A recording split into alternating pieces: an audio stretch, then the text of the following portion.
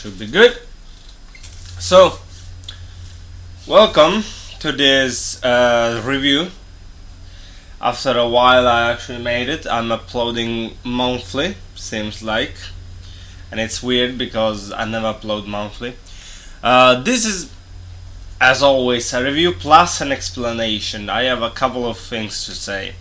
So, first of all, there was a comment about a mask of Freddy Krueger in my back.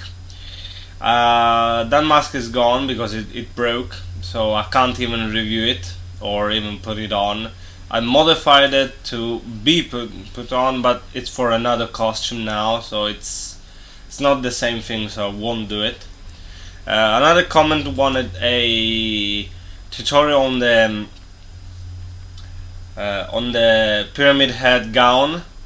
I still am trying to edit that because there is so much to edit, and my PC at the moment is not capable of editing that much because some time ago my graphic card literally burst in flames and I lost most of my processing power. So that's why I haven't put many videos out and stuff out that fast, or still quite a lot.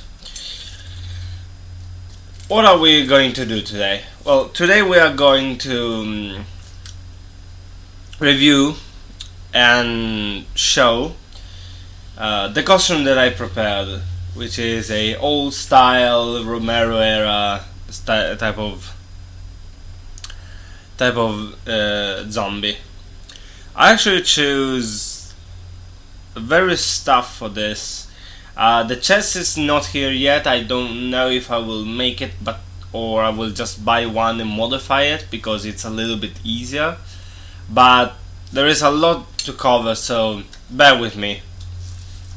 We're gonna start with the mask. So this is the Trick or Treat quicksand zombie. This guy, you saw it in the unboxing, is breathtaking. This thing is really cool to look at, especially because you don't need anything under your eyes. If you remember with the Halloween mask, it was so close to your eye that you had to put some eyeliner or something to black it out. This doesn't need it, and it's really cool. The hair is not as pulley, let's say that, because I don't know, it was glued bad. There is a little bit of a, I don't know if you can see, a glue seam right here, but nobody will just point here a camera or anything, and you're not gonna expose it like this, are you? The smell is still good. The latex smells good when it arrives. I'm a fucking addict for that. Every detail is well sculpted. I think this was sculpted by one of the creators of Trick or Treat. I might be mistaken. I will put the name underneath because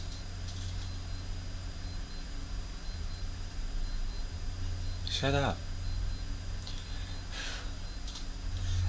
Because I don't actually remember it.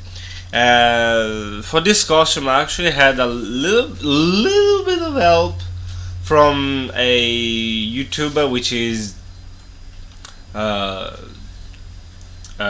Mask Wizard, I think it's called, and Dr. Lady, which is a very kind YouTuber and mask reviewer. You will see his review under the insertion in Trick or where is the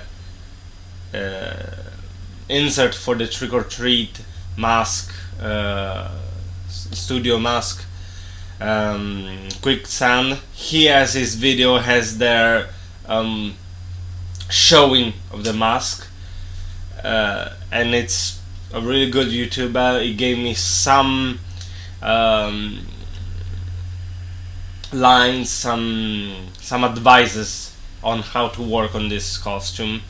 So I did many things which were wrong, especially with the trick-or-treat Halloween mask. So let's start with a little bit of a comparison. Every part of the zombie here is well sculptured, well painted, and well detailed. Each vein is fully dug in the sculpt, so each single crack and point is not only sculpted but even painted well.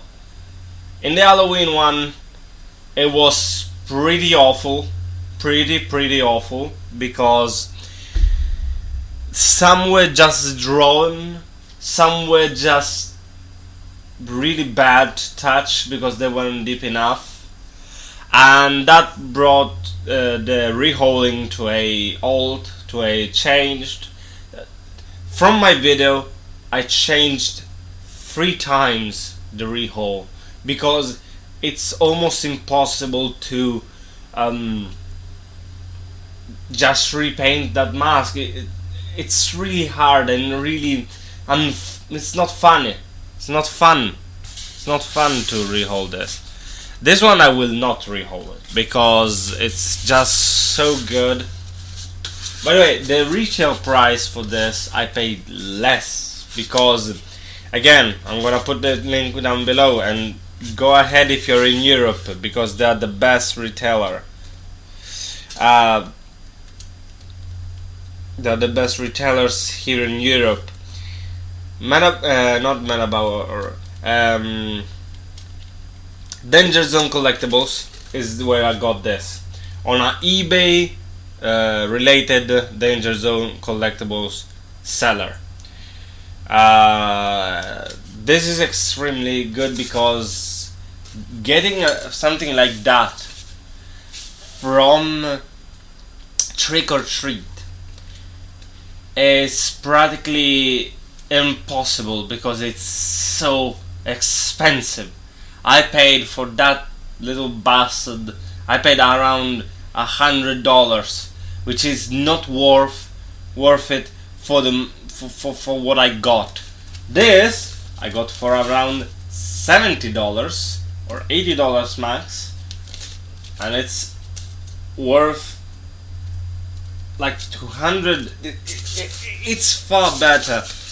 Again, every detail is well made, is well sculpted. That is not. What else can I talk? Oh yeah, did you know that this mask is almost so tight that you can wink?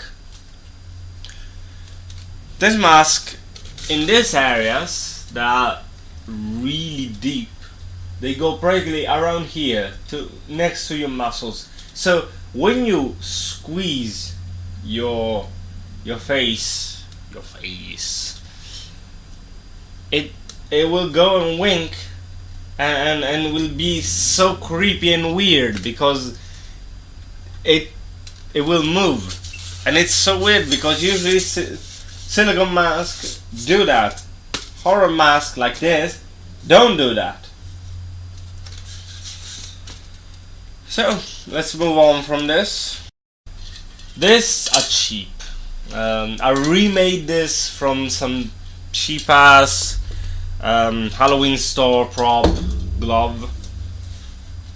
As you can see, they're huge, but if you squeeze here, they go just fine and look just fine from the outside, which is what I do with my costume. I just put them and put the cuff on so that they are ready, they are squeezed but I think I will add some holes around and just put a cord, a paracord, so it actually fits, because otherwise it will just do this.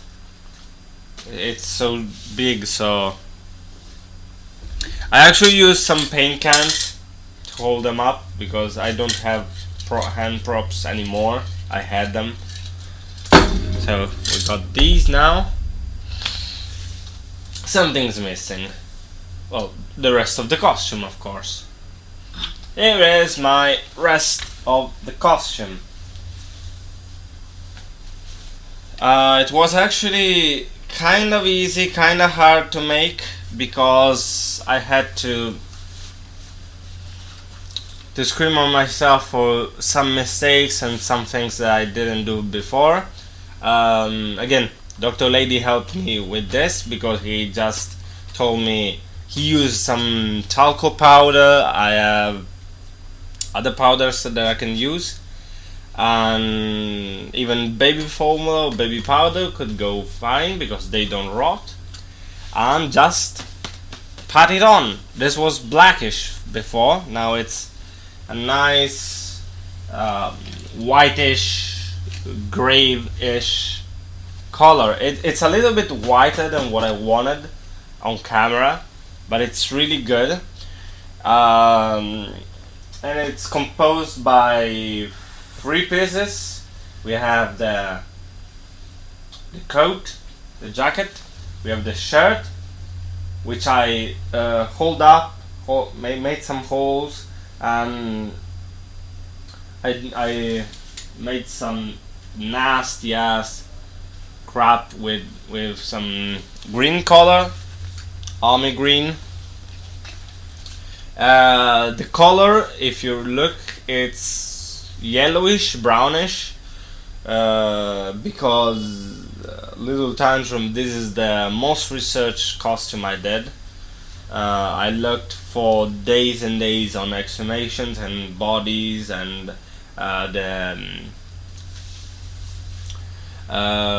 the Palermo's catacombs corpses, the mummies, to see how some things reacted with aging, and I got pretty close. I didn't got the best result, but hey, it's a costume. It's a costume. So as I was saying, is jacket, shirt, pants, and a undershirt. What does a corpse need an undershirt for? Well, it needs it for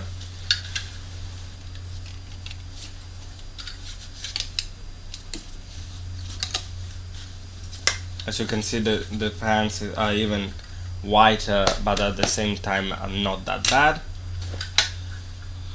It needs it for a back pain. I mean, for a back bone. This little baby is a 1, 2, 3, 4, 5, 6, 7, 8, 9, 10 vertebrae. Not even the minimum for a normal spinal cord. This, I put it just underneath the shirt, because I made a big hole in the back right here.